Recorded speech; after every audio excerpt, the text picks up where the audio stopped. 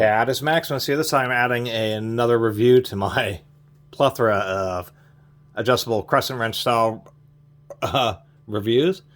This is an SK Wayne, so this would be the first generation. So SK tools came about, they're around for decades, and then they end up merging or being sold out. And the SK, that's happened multiple times, unfortunately, in regards to SK tools. SK Wayne is the generation from the first buyout or the first merger. Still hailing out of Defiance, Ohio. This happens to be a 12-inch adjustable wrench.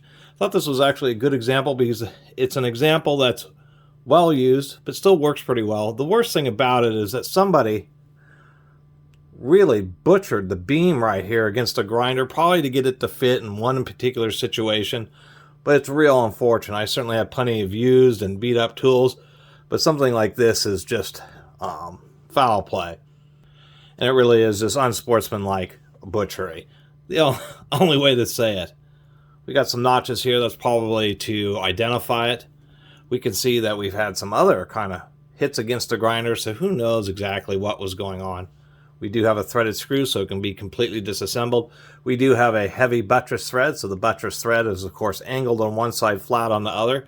And that's a real telltale sign of a decent quality adjustable wrench because it's actually stronger in the direction where the forces are going this way.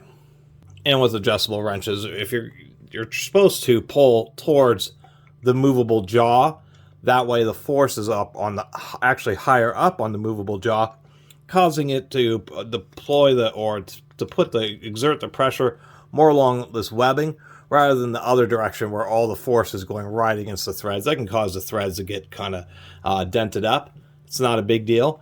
A quick tip when you're looking at old adjustable wrenches, if you can, a lot of them are really clogged up with dirt here and you can't get them to close all the way.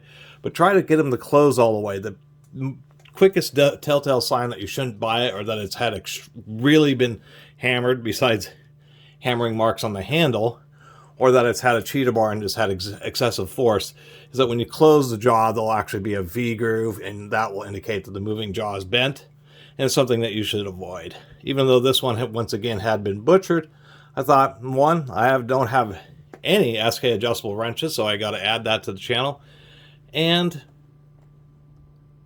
the jaw still lines up pretty flat. So if we open it up a little bit, we can see that there's a little bit of play here.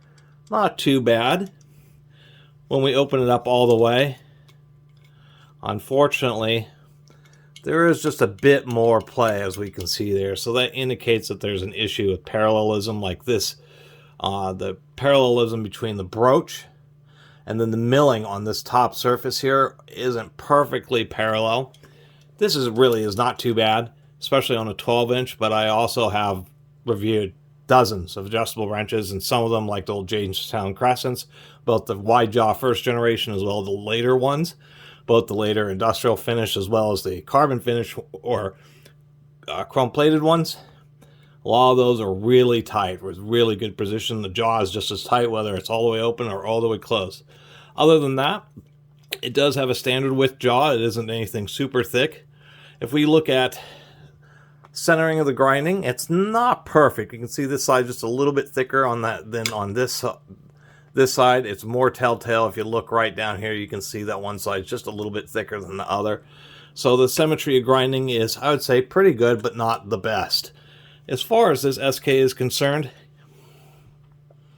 I'd say it's pretty good, but I'd still prefer, if I had a choice, I'd still prefer a Jamestown Crescent. I'd still prefer a snap-on, to tell you the truth. Or this, maybe the Proto 712S. I think I don't even know what part number this is. Just snap-on Blue Point 12-inch wrench. Doesn't even have a part number. Proto the 712 here. I happen to really like. And so comparing along the stack up, my Jamestown Crescents are buried, but stacking up against things like Jamestown Crescents, Protos, snap-ons, and Williams, Bacos, the list goes on and on.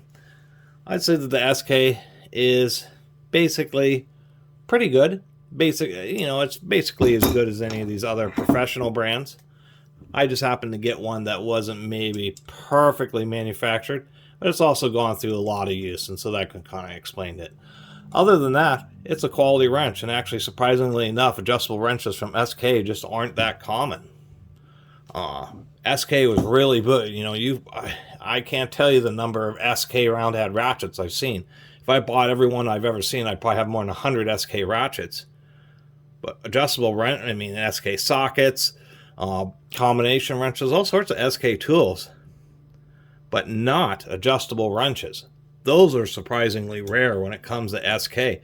Apparently, they just didn't push them very hard, or they just didn't sell very many. So that's why I accepted getting one that had been butchered, because this is actually the only one that I've ever seen.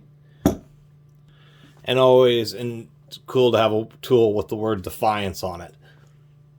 And of course, the other side just says forged alloy in USA. Other than that, overall, it's a quality adjustable wrench. And I think anybody who had ever bought one of these new probably still has it, or certainly would have served them well. And if you run into one in junk pile, you know, wherever it may be, estate sales, garage sales, junk piles, junk stores, and the bottom of water-filled rusty toolboxes, it's actually a worthy and quality wrench to pick up. And just judging by the amount of torture and use that this one has had, is definitely plenty strong. Anyway, I really appreciate everybody who's been watching and subscribing, and if you haven't subscribed, please do. Till next time, Catus Maximus out.